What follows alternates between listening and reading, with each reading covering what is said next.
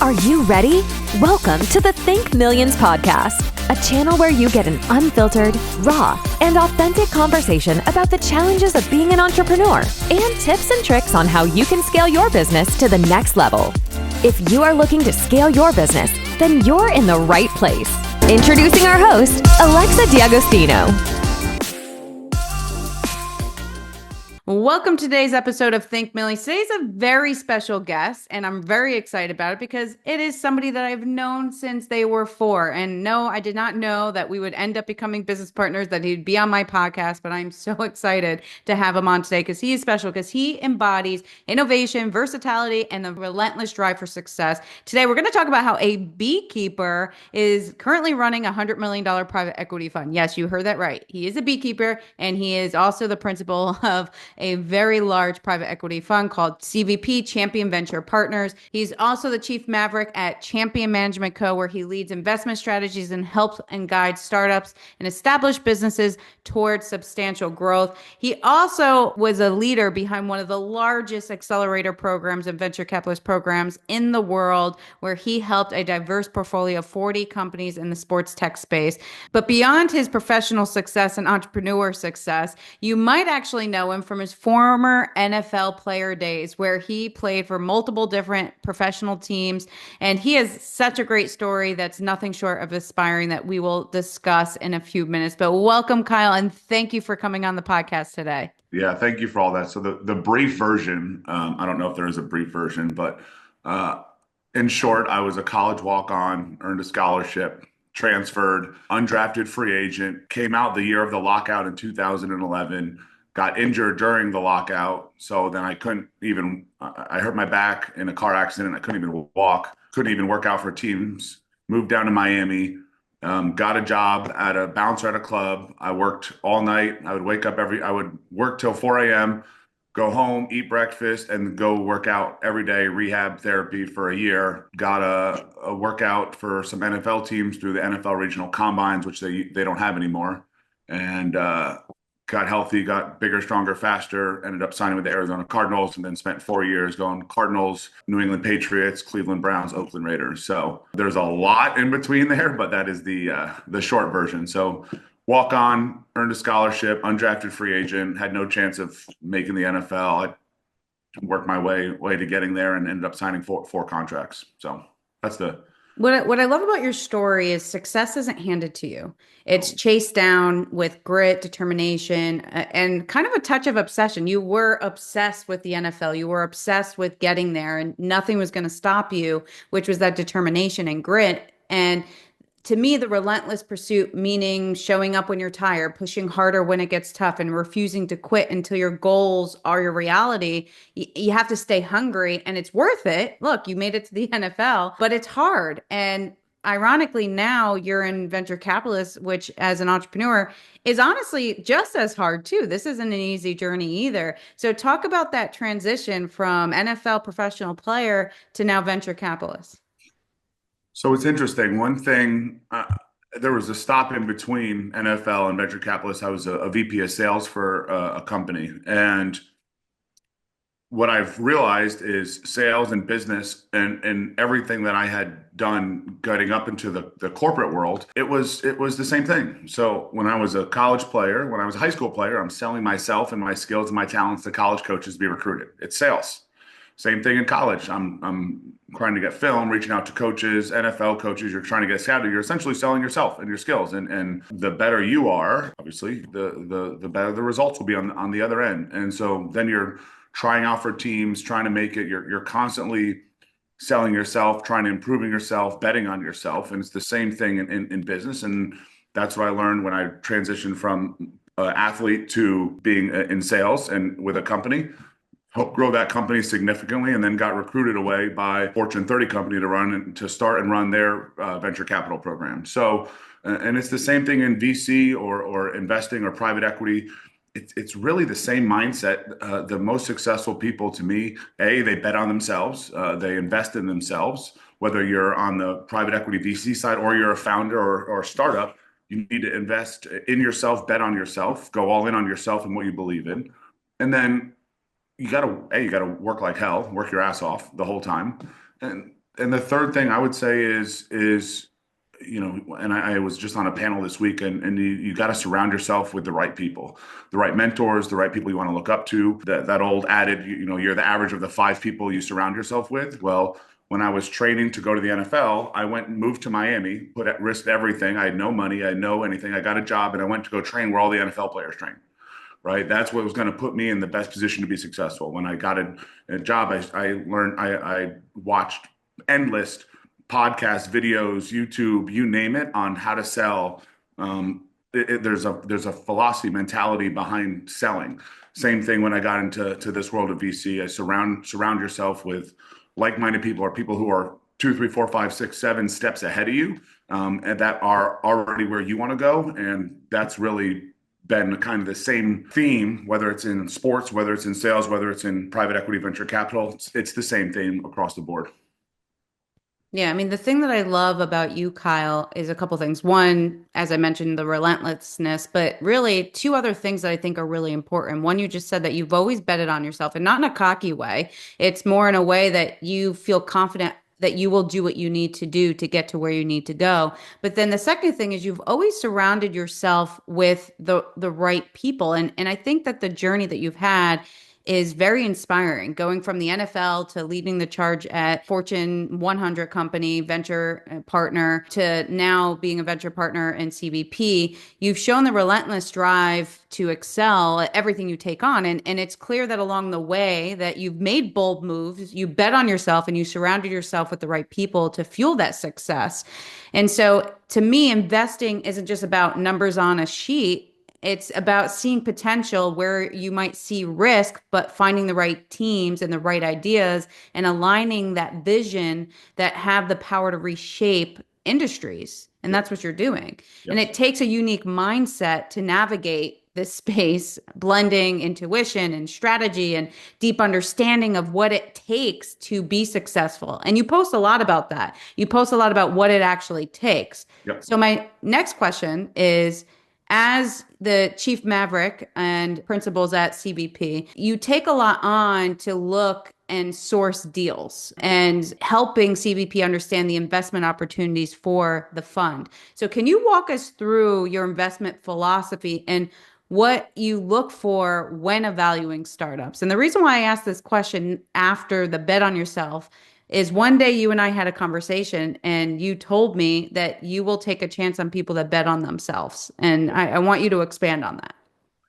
Yeah, so from an actual metric standpoint, we are looking at sports asset companies. So sports or sports adjacent, whether it's sports tech, sports media, sports medicine, sports real estate facilities, whether it's sports teams or league ownership directly, we'll look at anything in that sports ecosystem.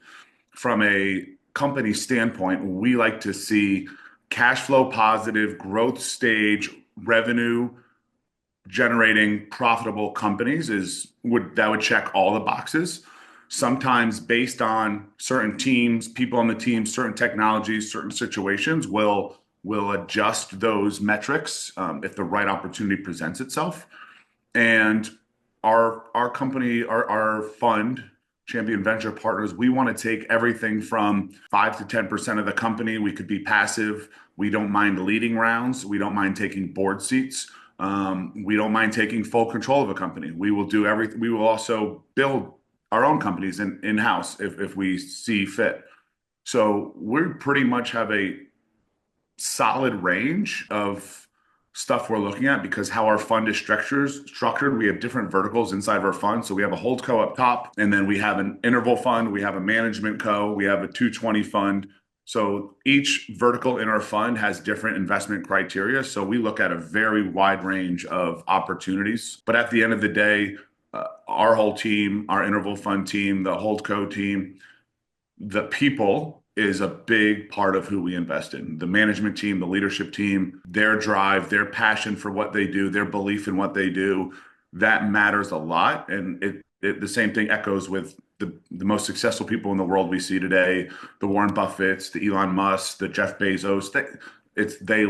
They're obsessed. They love what they do. They're obsessed about it. And that matters. And for everybody that's looking for investors, I think this is an important point in the next question I'm going to ask, because if if you want to get investors on board, you need more than a great pitch. You need a rock solid foundation that can withstand the due diligence. And I know CVP does a very, very deep due diligence with the management company on every company that they invest in. And not every company will make it through the process, but that's where the truth is in that due diligence process, digging in. You can have the best company in the world and the best idea, but it's really what's underneath the hood that matters. And like you said, one of the things that you really pay attention to is the fact that it's not just about the numbers on the people on the paper, but it's also about the people, right? And so what I ask for you, Kyle, is to explain a little bit further with your extensive experience in doing the due diligence process. What is your advice to companies that are looking to get purchased or look to get investors in? And what are some of the red flags that sometimes you see that immediately makes you halt? Yeah, I'll start with, it's actually an Elon Musk quote. He says, you get paid in direct proportion to the difficulty of the problems you solve. So you either get paid or you'll raise capital based on the level of the problems you're solving. So first off, you have to be solving for something, right? Diagnose a problem, prescribe a solution. You have to be solving for a problem that is so great that investors are just fighting over to get a piece of it. Secondly, we want to look into different verticals inside a sport that are going to change the future of sport in some way. It could be everything from fan engagement. It can be on the field. It can be media, whatever it is. We want to see, when we look at a company, where is this going to be in 5-10 years, right? What is, like, if you look at all the, again, Amazon, Tesla, look at all these companies, I'll use Chat GPT. That's a great one. When they first started and first launched, everyone said they were stupid, crazy, this is never going to work, right? All of them across the board. One of my favorite investment pitches all time was Chat GPT, Sam Altman. He was raising capital for Chat GPT, and he went into a room full of investors, and he told them all about the product, the tech, the AI, the whatnot, and there's no revenue. They had, they're going to have hundreds of millions of people using their product. And one investor asked him, how do you plan on making money?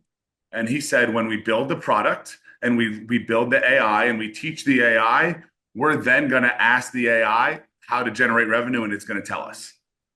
And everybody in the room laughed their ass off, except for Peter Thiel and Elon Musk, who both wrote him a check. And so you have somebody with that vision, that strong belief in what they're building. That's what you want to see. That's where the differentiator is. There's a lot of companies we look at that are going to be very successful. They're doing low 7 figures in revenue. They're doing 500,000, $1 million, $2 million in revenue, and they're going to get up to 30, 40, 50 million. They'll keep growing, building, and scaling, and they're going to be successful companies. But that's not exactly what we want to invest in all the time.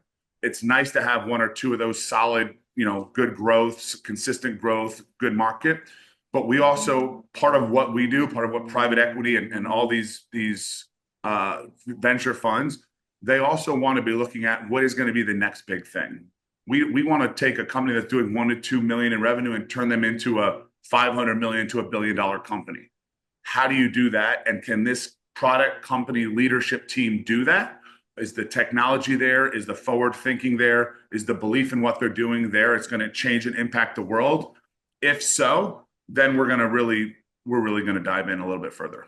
Well, I think that's a really important point that you just brought up, because at the heart of every great venture is a clear problem that's being solved. And that's the key, not only to build business, but also to sell investors as well. And too often, I know I come across pitches all the time that are 80 pages long. And yet at the end of it, it's still unclear what the problem is that they're solving and who actually needs that solution. A lot of times people create problems that don't even exist, right? And that's a problem. If you want to sell to investors, if you want to sell to consumers, it has to be a problem that actually has to be solved and that people actually want it. And very often that's not the case. And you've kind of brushed over that very quickly. And I think that's actually one of the most important things that I know I see that lack in pitches that we see. So as someone who has viewed countless opportunities, do you find that founders struggle with trying to take a massive problem that they're trying to solve and put it on a piece of paper to clearly pitch that to investors? You had me at founders have problems. They have a lot of problems. Yeah, usually their pitch is one of them. A lot of founders get, and it's not necessarily their fault. A lot of different VCs, private equity groups, investors look at different metrics of different companies. So our fund, like people tell us, like on their first slide, they tell us about their EBITDA. We don't care. I want to know what the value of your company is, what the total value of what you're doing. We look at cash flow, top line revenue, like the bigger picture stuff. All that other stuff is variables that that can be changed, adjusted over time. But some people just say, "What's your?"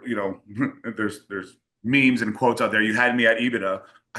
We don't give a shit about EBITDA. We want to see the true value of the company to grow the scale. And part of our philosophy is we have inside of our fund, we have our management champion management company, which I lead. We're going to make changes anyway. We're investing in you because you have a brilliant idea and you're a great founder, and we're going to bring in expertise and capital to help you grow and scale. So we don't need you to solve for those problems. We want to see what you already built and what that can solve for. I think founders have a problem in knowing how to grow and scale and run a business. A lot of founders I talk to and I know, they have a great technology. They build a great product, and they're pretty much maxed out, but they're constrained. They hold back on letting go. They want to be the CEO. They want to run it. They don't know how to run a business. They don't know how to grow a business. They don't know how to scale a business. They don't know how to exit a business. They know how to build a cool technology or a cool product, and they've done that. And now they need to understand it's time to get out of your own way, or your company is going to go bankrupt. That's where I would say the biggest problems founder has is they won't get out of their own way and they won't let go. You're not all going to be Jeff Bezos, Elon Musk, Bill Gates. You're not going to be those people. They all want to be. It's not realistic. And in today's market, there's so much tech out there. There's so much money out there. There's so many competitors. If you don't have the right team around you to grow and scale your company, and you don't have the right capital to make those investments, I see a lot of founders that want to hire their friends or their buddies or whatever. That's great if you want to just make a few $1,000,000 and do your thing. If your goal is to really grow and scale and build 100, 500 million, 100 million, $1 billion companies, you need to surround yourself with people that are 2, 3, 4 times at a level higher than you that can take you there. And founders won't do that. They won't get out of their own way. Boom. In this short video, we had 10 insights from you that I think that will literally change the way people do things. I'm going to quickly just summarize them because I think it's really important. Cool. So the first, solve significant problems that investors are eager to be a part of. Yes. 2, focus on changing the future of sports and various vehicles that you're doing, right? You talked sports about or whatever industry. You're passionate right? about. For us, it's sports, but for what other people, yes. Yep. Yeah. So the key there is focus on changing whatever industry that you're in, right? Don't focus on recreating the wheel. Yep. 3, develop a clear vision of where you're heading in the next 5 to 10 years. We don't need 80 pages in a deck, just a clear vision. Start at the end and start at what your end goal is and work your way back. Demonstrate a strong belief and passion in your product or technology. Yes. 5, aim to scale from small revenue to becoming a major industry player. Yes. 6, be open to letting go of control and bringing expertise to grow the business. Delegate. You do that very well. 7, understand the building of a great product is different than from running a successful business. Yeah. Building a product, creating a product is different than building a company. Correct. 8, be prepared to make changes and adapt with investor input. Yes. If you're going to take someone's money, you're going to get their input. Yes. 9, clearly communicate the problem you're solving and its value proposition. And then 10, focus on showcasing the company's overall value rather than focusing on specific metrics like EBITDA. Correct. Wow. So one last thing for fun. I don't know. I said all that, but it sounds great. Yeah. you're a beekeeper. A lot of people probably don't know that. And it's probably one of the coolest things about you. So tell us a lesson that you've learned beekeeping that actually relates to business and life. Oh, goodness. I actually did a whole post about this a few months ago, but I would say the best thing about beekeeping that actually here's a good one. In a hive, every bee has a role. Every bee has a role and responsibility, and if they don't do their roles and responsibilities, the hive doesn't work. There are different bees. There's queen bees, right? There's nurse bees. There's foraging bees. There's drone bees, right? Drones are the male bees. All the other bees are females. And so if the drone bees don't mate with the queen, the queen doesn't produce more bees. If the nurse bees don't take care of the hive and take care of the babies and keep the hive clean, the hive doesn't work. If the forager bees don't go collect food and nectar, the bees don't eat. So every single part of the hive has to operate at a high level in order for the hive to be successful and survive. Same thing goes for a business. If you're a CEO and you're great at tech, make sure you have somebody who's good at business and selling and marketing and finance on your team. If you're great at selling, make sure you have a great tech team and a great marketing team and a great product team behind you. You can't just be the queen bee does actually the least amount of work in the hive. All she does really is go around and lay eggs all day. And so if you're the CEO, make sure, again, just like in a hive, you have surrounded yourself with people who can accomplish all the tasks needed to grow and scale your business the right way. Boom. Love it. Everyone listening, if you got value. If you do it right, you'll get some really nice honey at the end. Oh, there you go. For everyone listening, if you enjoy this, make sure to shoot Kyle a follow. Put all of his social media in the show notes. And if even you have even my beekeeping Instagram. Yeah, there you go. I'll put that 5 Acre too. Farms. Yeah, I'll put that. And for everyone else, if you enjoyed this, please hit that follow button, give us a 5-star review, and we will see you next week. Thanks so much for tuning in to this episode of Think Millions Podcast. If you're enjoying the show, please feel free to rate, subscribe, and leave a review wherever you listen to your podcasts. We really appreciate that effort, and we'll catch you in the next episode.